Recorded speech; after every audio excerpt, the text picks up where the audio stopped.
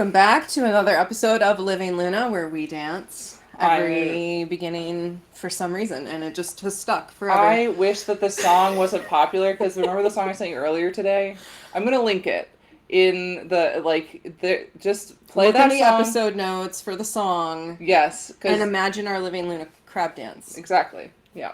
That's what it is. It's a crab dance. It's a crab dance. So, we are back today with a very special guest, Charmaine Neighbors, who is an incredible intuitive medium and a channel for light languages, and introduced me to a brand new energy modality that I'd never heard of before called Spinal energetics.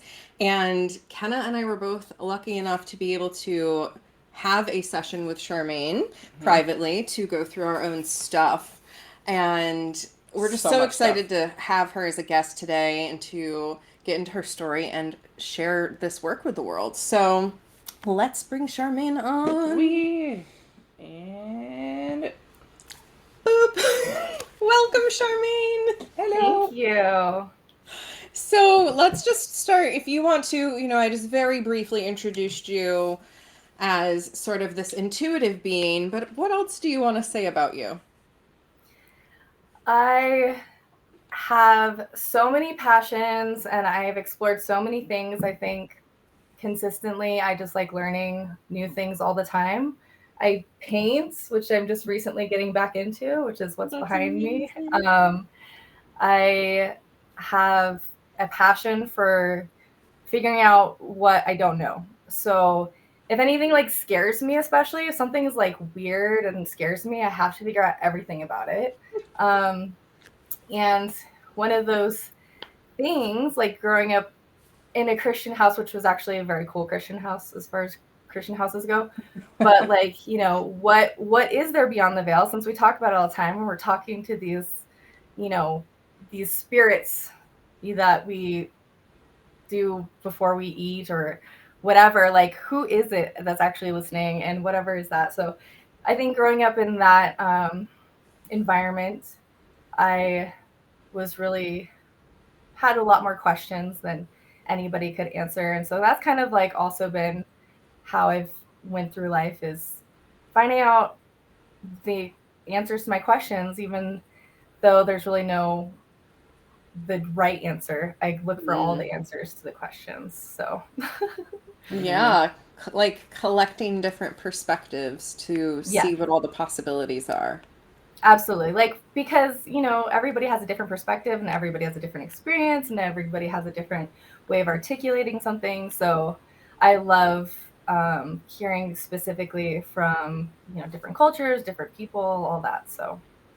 Yeah. And I know we really appreciate that, because a big thing that our brand is all about and the Living Luna podcast is all about is like diversity and inclusion. And we haven't seen a lot of movements for that in our culture. Yeah, I mean, it's like we go back to like we'll leave the oppression, like the oppressive environment of one culture, and then kind of like create our new, like be like, we're gonna be inclusive, but then we're gonna completely gatekeep as well, which I mean has happened in multiple communities. Like whenever there's like, oh yeah, gay rights and whatever, but not for trans people. Like there's or women's rights, but not for people of color. Like there's so many exclusions to that concept, to different concepts of like rights and inclusion and all of that we are like, oh well, we mean these conditions on top of it, and then we completely lose the point of what inclusion is. Yeah, absolutely. So people like you that really have that passion for learning, right? To learn as much about different people, different cultures, different modalities, just, what don't we know? And there's so much that ego doesn't know that absolutely we can connect to. So how did you asked these questions about, who are we praying to at dinner time and things like that. How did that end up leading you down your intuitive path?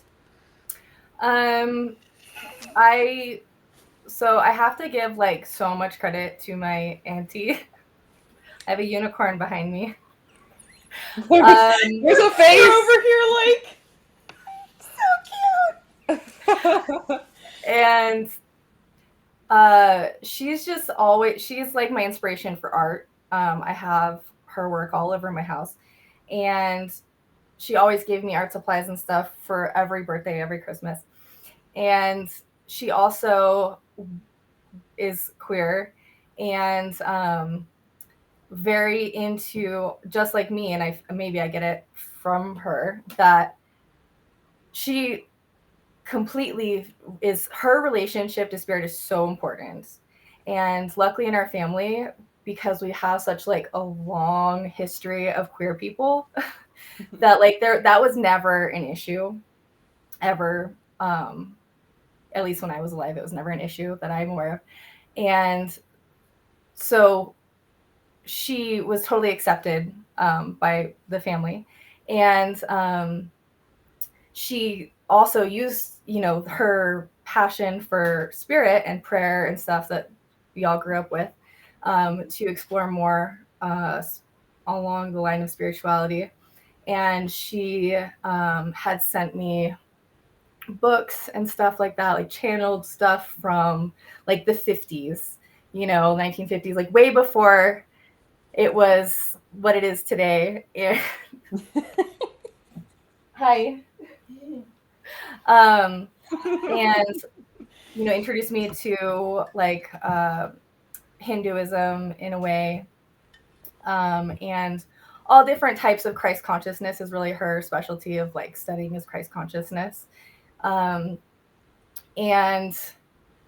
so, but because she was so open about it and not looking for the right answer, just looking to see like what was out there, and really, keeping it personal,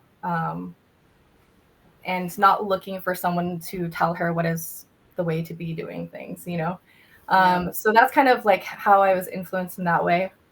And then once I graduated, I went and traveled all over, and I love anthropology.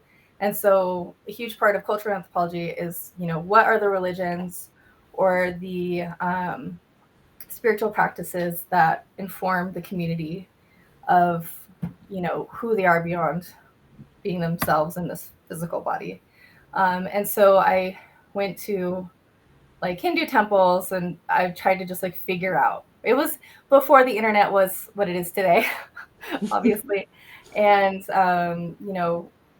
went to a mosque and, went to all these things, and I hung out with, mostly I was very interested in like what I call modern primal culture. So I'd hang out with tribes that are still kind of intact for what they are. I mean, obviously every culture is evolving over time, but intact and not too much influence from like colonialism or like, Christianity. And so what are their pagan beliefs, like what is their intact beliefs of their relationship with nature and their relationship with their ancestors and stuff like that. So I just found it super fascinating, and being intuitive and traveling to these different places, I had real interactions with spirits, and it was oftentimes very shocking. It was like very intimidating, and I feel like, after a lot of reflection over those times, I came in as like a person.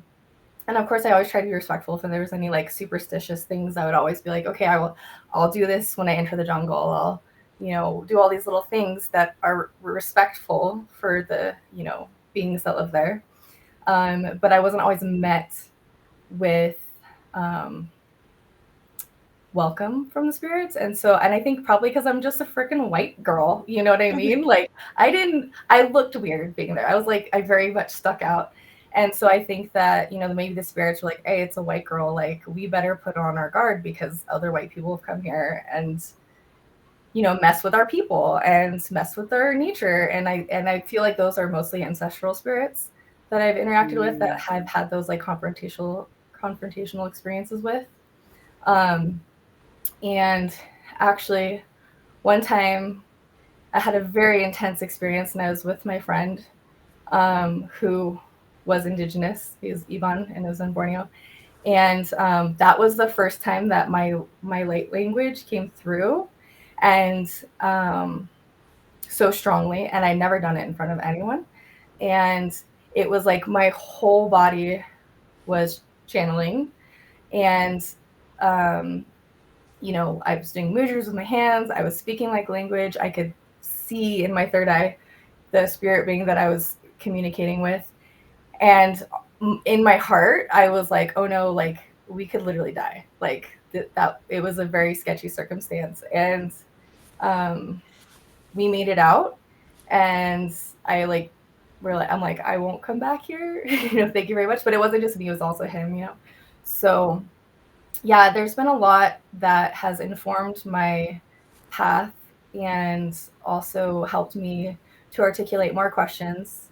And now, since I have started writing, I can communicate with the spirit realm through writing, where I ask a question and I write it down, and then I hear word by word what I'm supposed to write down, and I just write it word for word. And then after I'm done, I'll reread it because I'm not trying to like focus on what's happening in that moment. Totally get that. So that also helped me answer a lot of questions. And I think it's super important also to be very like discerning. That's one thing I've learned a lot. And I'm really grateful for the experiences I've had of like territorial spirits, is discerning. There's no like good or bad in my experience. Like it might feel bad to me or feel scary to me, but that doesn't necessarily mean they're bad. You know what I mean? It's boundaries. What? It's boundaries. It's boundaries, exactly. Like, hey, nope. And I'm like, okay, I get it. And so, yeah, I just feel like discernment is so important, and allowing the freedom to explore spiritually without being afraid is so beautiful and so important to me. And I wish it upon everyone that they could really move through their experiment back to remembering without the fear of what they'll find, and learning how to have boundaries themselves. Yeah. And Yeah. so you've kind of learned along your path how to build those boundaries. I'm curious, like, if you were to give a newbie some advice, right? They're starting to explore their spirituality and they are coming in contact with spirits. Yeah. What do they need to keep in mind immediately so that they protect themselves and are in integrity with themselves? That's a great question. And I think for me, what really allowed me to like settle any fear that I have is that, like, yes, I'm in this body, but I also have like my higher self that's more conscious and attuned to everything else in the spirit realm. And so as long as I am connecting to my higher self, and then I also have like a team, and everybody has at least one person on their team. And that those that your higher self and then your team, they get to be like bodyguards if you let them. You know what I mean? Like, hey, please filter out all interactions. Like they have to come through you, and you have to allow that to enter my crown and third eye in order for that to be a communication that I am aware of in this body. And I think that a lot of people I've heard that have interactions beyond the veil, it can be very uncomfortable at times, and they don't know what to do about it. And I am very clear about who I speak with, and I only am open to communication with the spirit realm in very in non-subtle ways, right? Like in speaking or like hearing like messages or whatever. When I'm like, okay, I am open for business for this right now. Okay, who wants to come in for the appointment right now? Like that's it. I'm not available when I'm walking through the grocery store and someone's grandma's there and they're picking out their produce, and the grandma's trying to tell me something. Tell them I don't do that. That's not me. So there are people that do that, and they love to be of service in that way, and like awesome. but that's not me. So that's how I do it. Yeah, I as someone, because like, I'm witnessing like two like intuitive healers like having this conversation, and I'm like kind of like, I feel at the very beginning of the journey of the exploration past, my being raised in the Christian church, and it not being a place of necessarily exploring past what the church was saying. And so it's kind of stunted this and like atrophied these intuitive muscles. And so it's like, what do you tell someone who's first getting started how to discern whether it's intuition or ego? I would love Safarina's take on this too, because I feel like we have similar kind of things that we are aware of, and we have different processes and stuff like that. Um,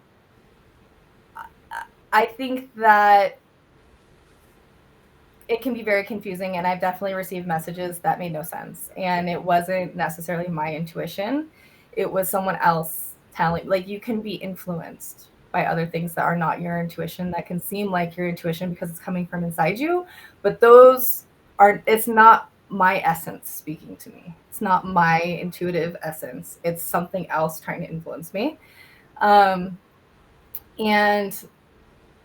that's a real thing in my experience, so it's really, you just got to practice. And I feel like setting very clear expectations, like, today I want to see, like, and make it very physical so it's tangible for you, like, not out there, but like, today I want to find a penny from 1982 or something, like, very physical. And it might not happen for you that day, but you keep looking for it like it's going to happen. And then when it happens, then you can, like, explore the circumstances around how that happened and feel like, was this influenced by my intention?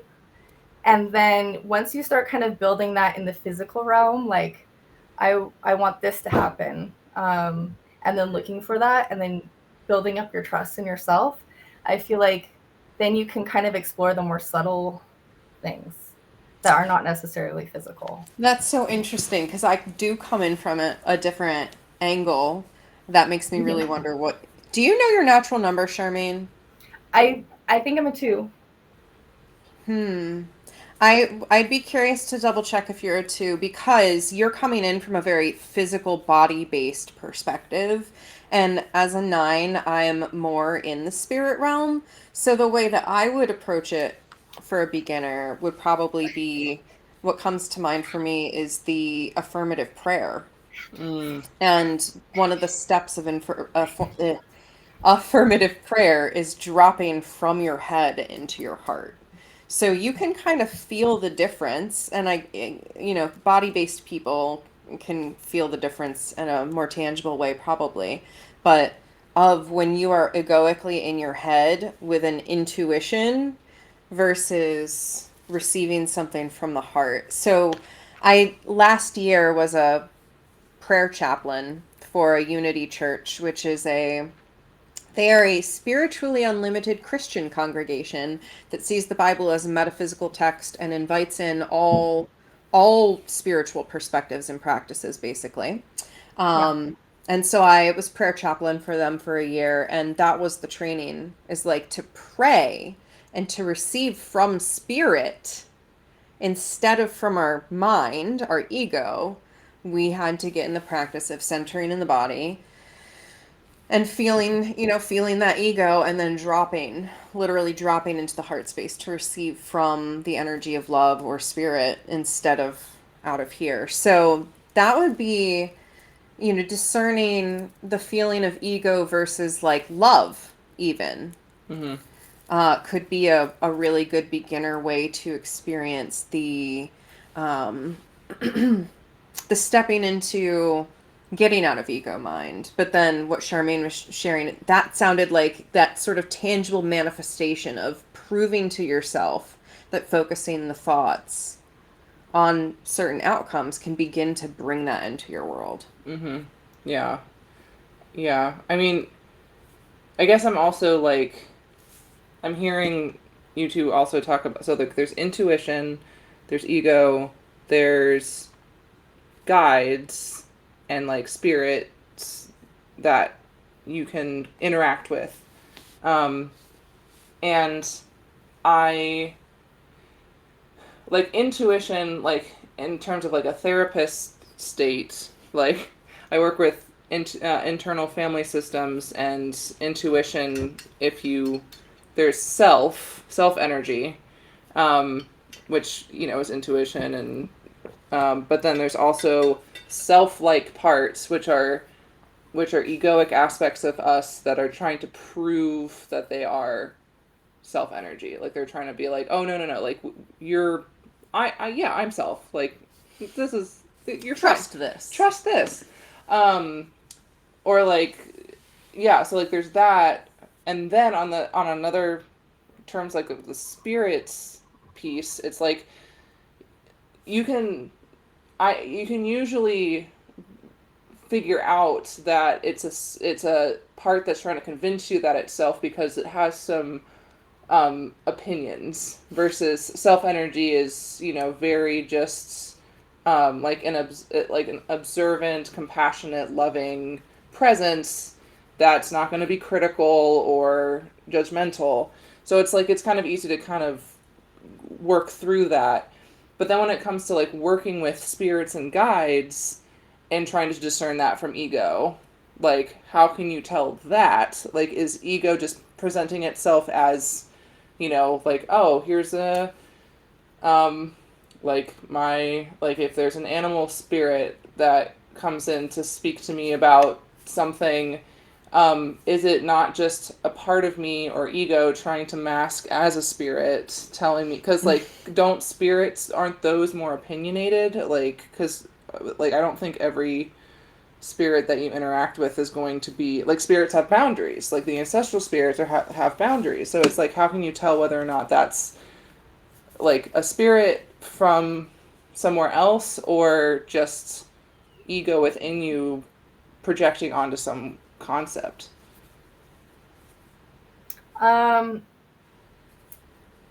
I can feel energy in my body. So, and my hands will like turn on. I have Reiki, and like the first time I experienced my hands turning on is when I got my first Reiki attunement. And so when my hands turn on, they're picking up on something. Sometimes I'm not aware of it, and sometimes I'm consciously doing it. But in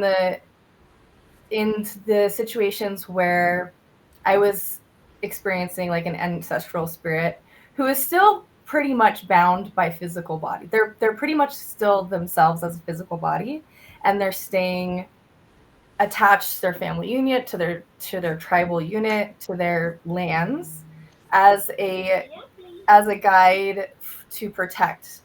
So they're not ready to like move on to like different types of experiencing life as a spirit.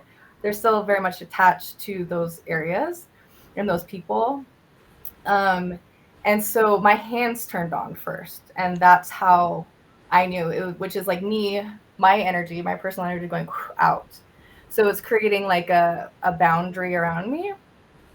Um, when maybe as like and maybe as they sent energy to me, my energy was sent back to them, and like kind of creating like a bubble around me. So I can tell the difference between me and something else in that way. And I think something that I've heard that is helpful, especially for people that maybe are like centered people are maybe like in between being completely in the spirit realm and completely on the earth realm. So they're kind of like centered. They have like a good balance. People that are more on like the spirit realm that are like very like they don't feel grounded in their body. They're like, you know, way in tune with the spirit realm. That's like actually kind of an uncomfortable experience to be as a human. Like, it kind of, like, in my experience, is not awesome to be too involved in the spirit realm, because you're like, but I'm human now and I have to like do these things, like go to work and like do the dishes and whatever. So for people that are like more on that realm where they can find signs in like basically anything, I feel like, if things come to you in threes, so something's like calling your attention and it comes maybe from inside you first, and you see a sign from like your intuition here, and then maybe you see something like outside of you, but like you're still experiencing it, and then maybe something else completely that is not you, like maybe someone comes up to you and starts talking to you about that thing without you provoking it. I feel like that's a good guideline because you can kind of get into like this disillusioned experience of yourself, and your ego kind of just like takes over, and then in an extreme case, like you think you are God, and not in the way that we are all God, but like you're Mm-hmm. better than someone else and you're God. Mhm. You know what I mean? Like cult Yep. leader. Okay, we're gonna put cult leader right here. Yeah, exactly. Yep. And then like the other side is like, you know, someone's completely detached from any other aspect of who they are and their higher self, and they are totally physically bound, and they don't think that anything exists in the spirit realm. And so that can also be uncomfortable because then you feel like, well, what's the even purpose of this? And then I'm just gonna die. Like, you can be just kind of become nihilistic, you know. Yeah. So I think that there's a balance, and it's just a dance. You just got to keep dancing with yourself about it all. You know, A I dance can't give you between the way to nihilism do and it. delusional. Yes, you can either become nihilistic or a cult leader, and then, you know. Oh Yeah. boy. Yeah, I mean, and then like my autistic ass is like black and white thinking can only be one or the other. Which one are you gonna Which be? one am I gonna be? Cult leader Or nihilist? nihilistic. The choices, the Mhm. choices. Yeah, I think that is, though, we know with natural number that the physiology of the body does play a role in the end of that spectrum that one is likely to land in. So, that's another thing to layer into your own intuition is, are you going to feel it more through the body, or are you going to feel it more through some cosmic connection that evades words in the physical body? And what was coming to mind as you were asking that question, as Charmaine was sharing, is just the authenticity of ourselves. Everything comes back to us aligning with ourselves. There's no one size fits all approach. You getting to know your own intuition is a process of you learning to trust yourself. Learning your own method to muscle test. Literally just stand in the middle of your room, find your feet planted firmly, wiggle your arms out to your sides and get comfortable, and then say the word yes, and then say the word no, and see if your body feels different for each of those. Like, we can Mm-hmm. start with these like little play tests and just get curious. What happens if I tune into my body or my energy in a different way? And those are literally the practices that start building intuition back up, because with my background as a trauma specialist, I think it's so important to note that we can become detached from our own intuition Mm-hmm. if we experience trauma, because to survive we had to detach from our intuition that was saying this is bad, it shouldn't be happening, and it happened anyway. So we have to resync our connection, body, mind, spirit, back up after we've lost it. My brain is Totally. like, oh yes, the we have to like turn the Wi-Fi off and back on. Yeah. Like have it spend some time like Refreshing. refreshing Relinking to the network. to the network. Yeah, because it's like I it's like there's so many different places that we can like take this concept, like just because of the fact that with the world having like, this is what's right, this is the correct way of doing things, is not how we, like, that's not how spirituality needs to be, but like that's how a lot of us have grown in, like a lot of us grown up into those places.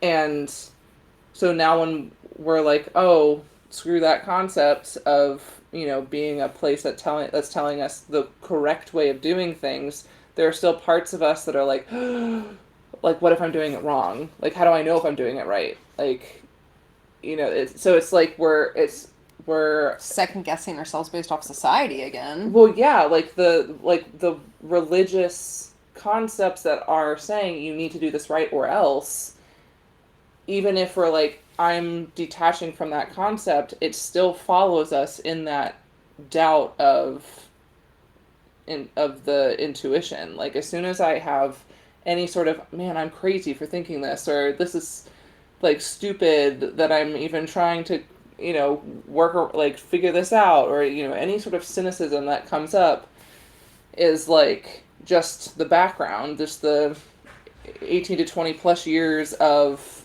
living in a culture that was like, it's the right way or else you're not My welcome. way or the highway, kid. Yeah. Says all of society and religion, pretty Yeah. much. Yeah. So it's beautiful that you've been able to explore that a lot, and, you know, I'm inspired by both you and Safriana about, like, you have experience, like, different people experience different levels of society causing the doubt, but like you both have done the exploration work to become really strong in your intuitive healing, and that's really powerful to witness and know that I can like potentially get there one day. I think that they're like learning history about religion specifically throughout time, and like just the further back I went, it just got more clear that it's always been that it's a personal relationship, until someone wants to hijack that and say, no, you have to come through me in order to find God, you know? Mm-hmm. So, so with spinal energetics, which is one of the modalities I do, and with Reiki, it's really connecting. It's not about me as a practitioner. I'm not doing anything for you. Like, I am assisting you, but it's your own innate wisdom. You know, like, I'm no one's savior. I would never want to be anybody's savior. That's not even a thing. No. I don't want anyone to be reliant on me for their own personal intuition. I would never want anyone to be looking to me for answers, because I will always come back to the reality that you have all the answers, and you have a path here as a human where you forgot everything. And, you know, some people don't forget everything, which is, you know, maybe nice, but a lot of us just come here like, whoa, I don't remember anything. And then you go back to the path of remembering who you are. And then eventually, when we're done with our physical bodies, we go back to remembering. And, but we can also bring that remembering back to us, call it in, as humans in this physical body. And like, literally, that's kind of like the purpose of being a human, is forgetting in order for us to remember. That's my belief anyways. And so with like the spinal energetics, which I really love, because I literally just help people's own innate wisdom activate inside them, and so that they can connect more clearly with their higher self and with their guides, and release all those things that are no longer serving them, that have become blockages, that is affecting their ability to trust themselves because of the trauma. And you don't even have to relive the trauma, which is so great with spinal energetics. It just comes unwound and then like given back to Mother Earth to compost is the way I think of it. And so I love being able to offer that to people because I feel like so many people come up to me and ask me questions similar to the ones we've been talking about. And I'm like, how about I just give you a session and like you just connect with your higher self and like, what is your question? And then you talk to your higher self about it and you integrate that. And I could like channel a message for you if you want. And also I think discernment and questioning is super important. So I feel like having doubt in yourself and doubt in your intuition is actually very healthy. I don't think that there ever should be a time in your life where you have zero doubt about your intuition or about your gifts, because that can lead to dangerous things, you know? To cult leader. That's the cult leader path. Yeah, that's the cult leader path. So anytime I like do my writing and I am receiving messages from the spirit realm, I'm like, especially if I'm going to give it to someone, if I'm doing it on behalf of someone else, I don't know about what any of this information is and how they're going to receive it and if any of it will resonate with them at all. And so I'm like, okay, I'm really nervous about this, but here, you know. And sometimes the messages come through. It's also, I want to note that not every spirit in the spirit realm is an all-knowing spirit. I literally treat spirits just like human beings. Like they have their own intention, they have their own agenda, they have their own perspective, they have their own will, they have their own like desires. And you know, they might be a higher level spirit in some way, but that doesn't mean that it's going to align with what I am personally in line with. So I know that they have their own faults in a way, not a judgmental fault, but like, for example, I did a channeled writing for someone, and the person that received it was like, half of this resonates, half of it doesn't resonate. I feel like this message was for someone else. Like, I think it was that spirit coming through, but he was talking to someone that wasn't me, and I don't know what he's talking about. And I don't know if she ever like figured that out, you know what I mean? But so, and then other people are like, oh my gosh, every single thing that you wrote resonated. And I'm like, okay, great. Like, I have to be detached, honestly, from the way that they receive it or what the information that I channel even is, because it's not about me. So Yeah. So I'm curious, like, who do you feel like is a good fit for spinal energetics sessions? Like, what kinds of things do people usually come to you for, or what do you find yourself working on when you're doing spinal energetics? it depends on how in tune they are with their own mind-body connection and their own intuition. Some people have more like kind of simple requests, like things that we all can identify that we need in our lives, like less stress or, you know, finding more peace, feeling more grounded. I think that a lot of people can resonate with wanting that. Um, and then there's some people that come to me with very specific things, maybe physical ailments, you know, like I have so much pain right here. Can you help me with that? And I'll be like, yeah, like let's see what happens, you know, what your body will do for you. I think the people that aren't right for spinal energetics are the people that aren't ready to give up what's no longer serving them, you know? Mm, People that are just, you know, they're comfortable being uncomfortable, but they might not even realize they're uncomfortable, you know? yeah. Um, and everybody has their own path. And I don't judge anyone on their path. I have done sessions for people that maybe other people would turn away, um, because I want to meet people where they're at.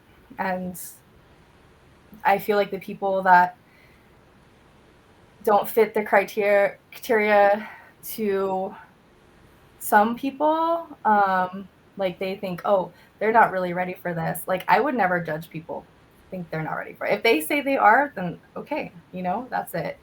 I don't care if someone's an active addiction, if they like come to me strung out, you know what I mean? Like that's where they're at. And I feel like people that are really struggling in that way kind of need my work even more. You know what I mean? Like, Right. you know, That and self-trust to be built back up. yeah. And, you know, I've drank a lot in periods of my life. And you know what? Like, I've done Reiki on people when I was hammered at a bar. And, like, this other person was hammered at a bar and they were, like, going through it. And I was like, let's just do some energy work with this. Come on. Like, let's just do a prayer. And, like, who cares? Like, you're still human. Your higher self is still there. Like, everything is still, you know, like, you might even be more receptive to it in some way because Yeah. your inhibitions are down enough a little bit to just be like, I actually do need help, you know? So, Right. I mean, that's why yeah.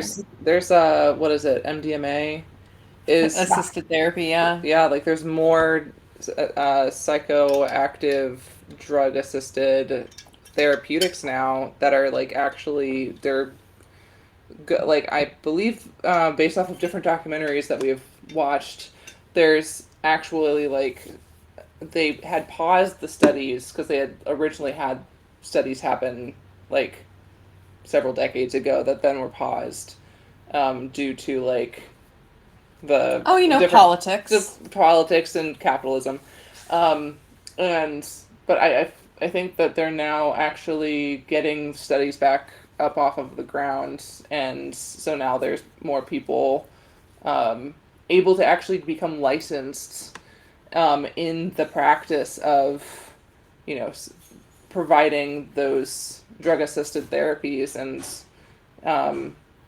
you know, that's like another form, another level of providing support, as well as like the energetics too. I'm curious what I'm sorry, our cats are like destroying. I'm wondering if that's the cats or if that's the other natural number 2. Oh, taking care of other things. Yes. We're just There's sounds happening. Sounds are happening. So I'm curious, because you were saying that different people have different intentions when they come into the spinal energetics, and both Safriana and I went in. Was there what was your intention when you did? My intention was about peace, just integrating peace for my upcoming transitions, because I've been in a lot of emotional turmoil just over the fact that I'm going through like basically 2 huge life transitions right around the same time with moving, yeah, huge, and job transitions. So like, yeah, I just wanted peace in my body. So that's what I was working with. What about you? Yeah, and I was asking for peace in my body in a different way because I was dealing with horrendous period cramps at the time. So yeah, just showing up with whatever's in the moment, right? And our bodies, our spirits, when we tune in and we listen, like we can pick up on what we can use some assistance with from other people. And so how did you, if you just want to kind of quickly tell us like how you got into spinal energetics, because again, I'd never heard of that modality before. I'm a Reiki master and I do intuitive healing and I've studied shamanism and druidry. So I was like, whoa, wait, something new. Tell me about it. So I don't know how exactly I found it, but on Instagram, I started following Dr. Sarah Jane, who put this modality together through her. It's she didn't invent anything. It's a bunch of already existing modalities and philosophies and stuff that she studied, and she just kind of put them all into one in a new way that's very effective. But I saw her Instagram videos and I was like, what is happening? This looks crazy. And even with my my background and everything, I was like, the only thing that I've ever seen that looks like this is like exorcism. So and it was, you know, they're little videos and they are made to kind of get attention on Instagram. You know what I mean? So I was very curious about it because, you know, doing Reiki for since I was 17, I'd never seen anybody's body move with energy work in that way. And it was the way she was doing was just completely different. It just looked so different. And so I was like, I don't know what that is, but I have to learn everything about it because obviously. And I applied for a class that was in North America. And I didn't get accepted the first time. And then I applied again the next time she was coming to North America. And it was supposed to be in Mexico. And I got accepted. I didn't know how I was going to pay for it. I didn't know how I was going to go to Mexico to do this. Like, I was like, whatever, it'll happen or whatever. But I have to learn this, right? And so it ended up being canceled in Mexico and going and being in LA. And I had already planned on a trip to visit family in LA. And it was exactly timed to be at the very end of my trip that I was already going to be there. Wow. And I didn't know how I was going to pay for it when I got accepted because I literally didn't have the money. Like, yeah, you've been accepted. Congratulations. I'm like, oh, great. How long do I have to pay for this? And I actually received a gift from my mom who has passed away. And she like didn't have any money when she passed away, but she had paid for these services at like a cemetery for her sisters and her to be all cremated and buried together and all stuff, whatever. So my auntie was like, we don't actually want to be buried and blah, blah, blah. Long story short, I ended up getting a refund check from this like funeral home because my mom had already paid for it. And it was enough for me to go to California to pay for the class and to pay for the hotels there and everything. So I was like, yeah, it's perfect and divine. So I call that parking diva. My mom came up with that term when I was teaching her about manifestation. I was like, Mom, just go to the parking lot because she lives in California. You have to drive everywhere. I was like, imagine you get the best parking spot. That's like how I got her to like get the proof that she can manifest things, that she can be intuitive and she's more than just her physical body in like a deeper level. And so we just call everything that works out in our favor parking diva, or it's like perfect and divine. And so that was the parking diva that happened as my mom gifted me all the money I needed to go do that. I love that. Yeah. Amazing.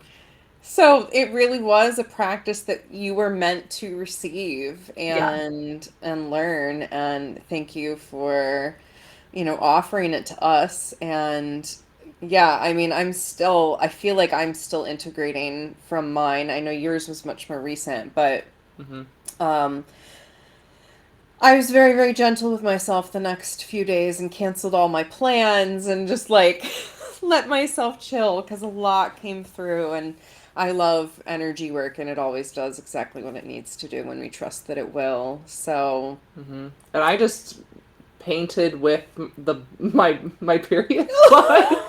You're like, I'm gonna get in there with this healing. I did. Do the thing. That's the good stuff. Yeah, I think I have it actually like nearby. If you want to start. I totally want to see it, please. We'll show it to our viewers if you. Yeah. So you're helping Kenna unlock this relationship with their womb space, which as a queer person can be really hard to do. Hard. So. Yeah. I totally love that one. I see like the movement and the energy, like the lightning almost coming out from it. Yeah. It was a lot of fun to do, and probably definitely an interesting way to connect with myself and like not hate myself for having a period. Like that was. That's a thing that queer people can struggle with, especially is the bodily functions that society has placed specific labels for. Yeah. So I want to make sure that we have an opportunity. You mentioned this, beloved aunt who was queer. And you mentioned that you just in general had a very supportive family. Was there anything else that you wanted to share about your queer history today? Yeah. So in our family history, we have like a lot of stories of intuitive people. And I've recently started receiving all of these family history stuff that has been passed down, and I'm like really the only one in my generation that's interested in it. So my aunties are all sending me all this stuff, and I'm reading through it, and I'm, there's like people would say like the spinster or something like that, but there's like a lot of queer people in my family that were kind of adopted into another family because women didn't have any ability to own property or anything like that. So they kind of like buddied up in that way. And my grandma's brother, I think my grandma's brother's kids, they were openly gay in San Francisco in like the 40s. Wow. And their biological father had a best male friend who he spent a lot of time with. And he was married to my great grandma, who I mentioned in my chapter in Fearless Female Leaders in the book that just came out on my mom's birthday. The book came out, digital version, on June 2nd, which is my mom's birthday. Talk about synchronicities, all these synchronicities. Yeah, totally. And so everyone, beards potentially in my family, so Everyone's just a beard potentially. Yeah. That is the quote for the episode right there. Everyone's a beard potentially for my family.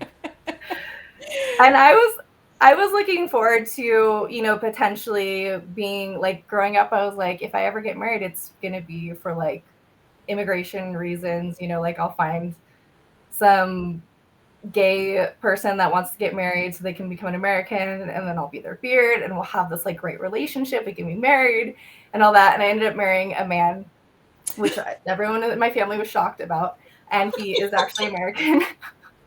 And he's fabulous and like just the coolest person ever.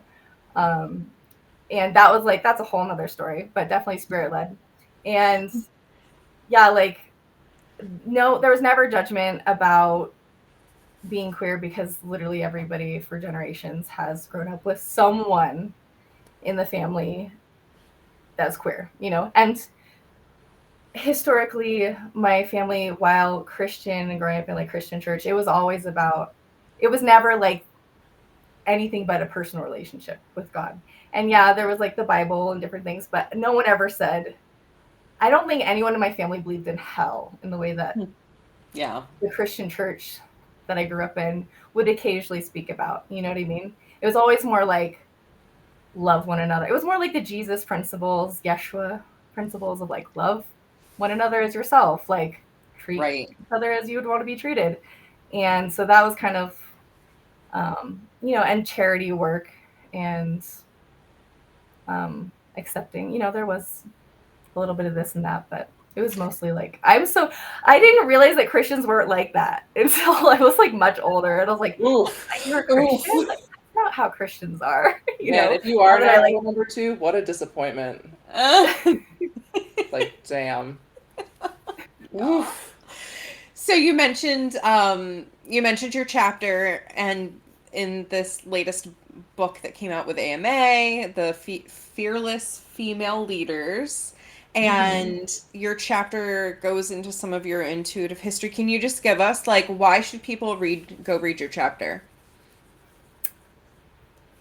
Aside from the fact that you're awesome and I think that people should read the book because, well, there's my chapter in it, but there's also other chapters from like really inspiring people. And it's basically about being fearless, which is definitely not the absence of fear. And it's been really great reading everyone else's chapters as well, because we've all gone through stuff where we basically didn't know how we were going to continue on. Like our nervous system was so shot, we were so in an overwhelmed fear state, but we all got out of it.